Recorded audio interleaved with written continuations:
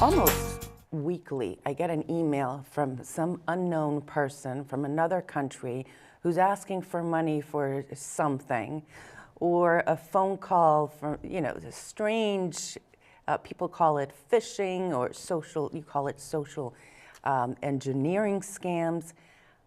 How did all this get started? I mean, how does it work for those that perhaps haven't had any of those calls or emails?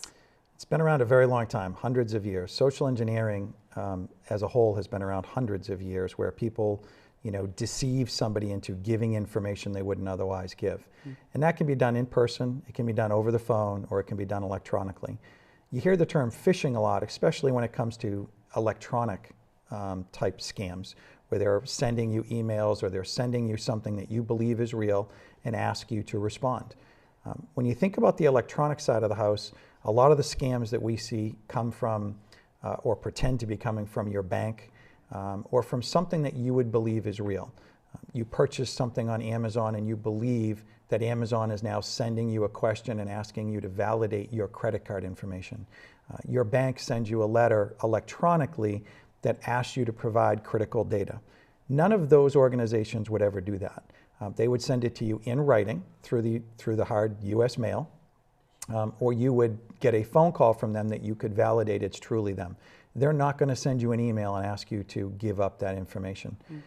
We see a lot right now going on, and it was just in the news the other day, the IRS scams have started where they're calling a lot of folks, a lot of times the elderly, who are a little bit sometimes less sophisticated when it comes to the newer technology, and saying that you have a problem with the IRS, we need this information. When people hear the word IRS, or the letters IRS I should say, they begin to panic. So they believe it's true, and they start to volunteer information willingly that compromises your personal safety and your personal identity. You start to give up a lot of information you shouldn't otherwise give.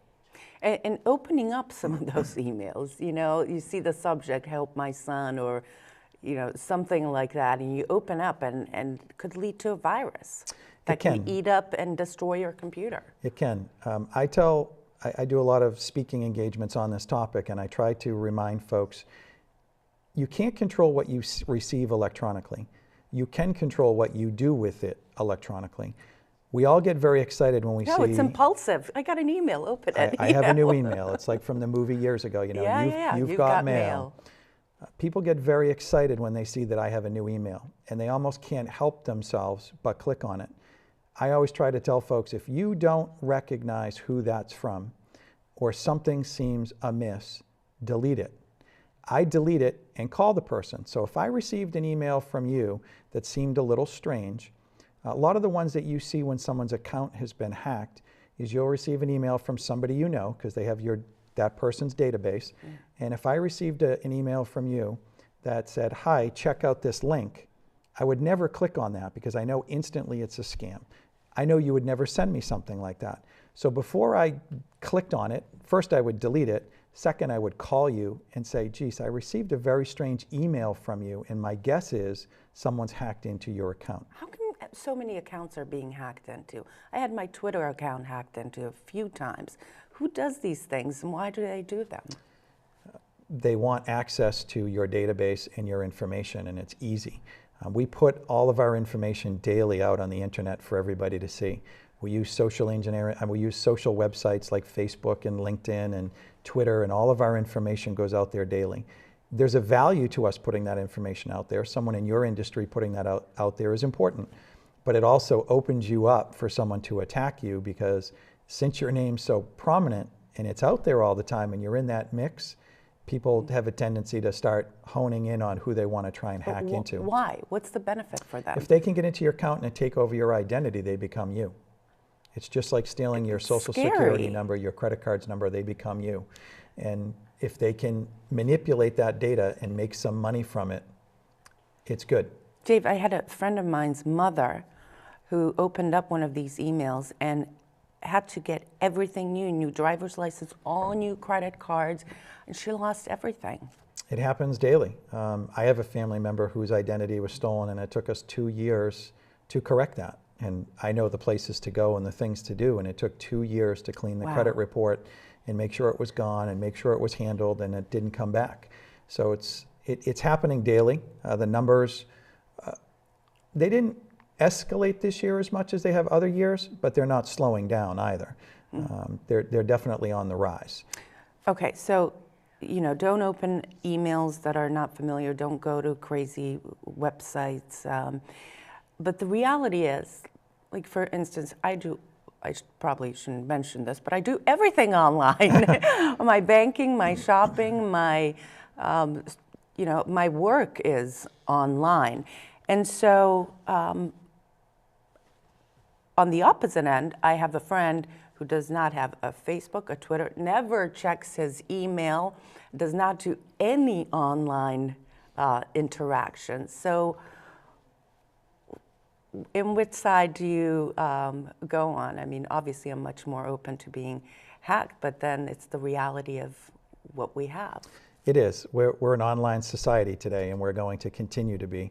And we're not going to go backwards and all of a sudden not start using the tools that are available to us. So we're going to continue to use that. There's simple things you need to do and be cautious about. You need to make sure that you understand who you're doing business with over the internet.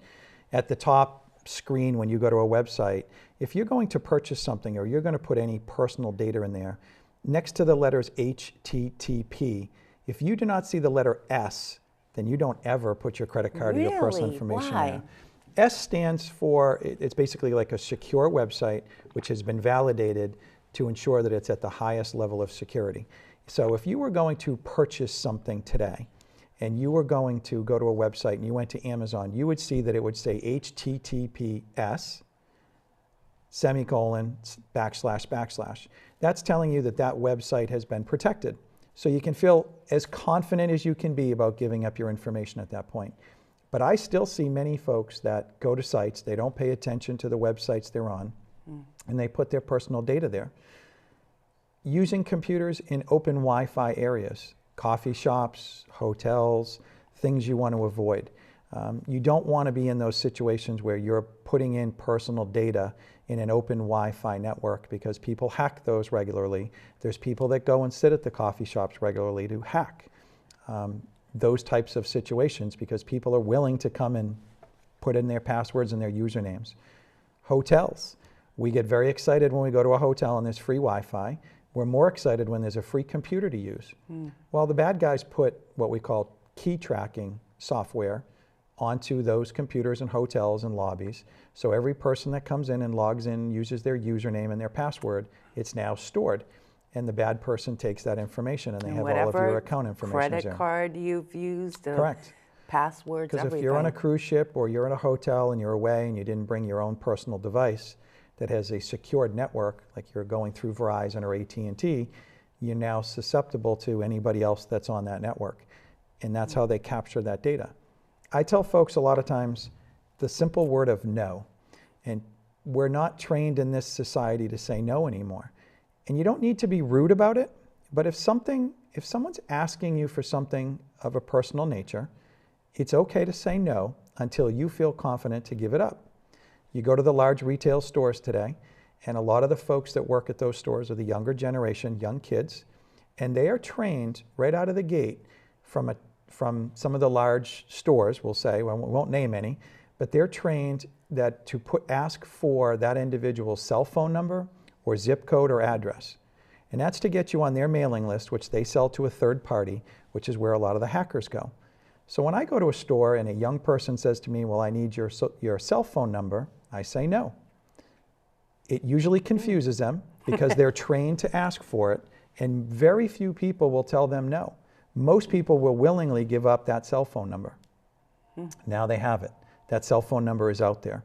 People that aren't even on the internet, if you've had a home phone number for 30 years, it's very easy to find on the internet. So the scams are very easy to do because the information's readily available.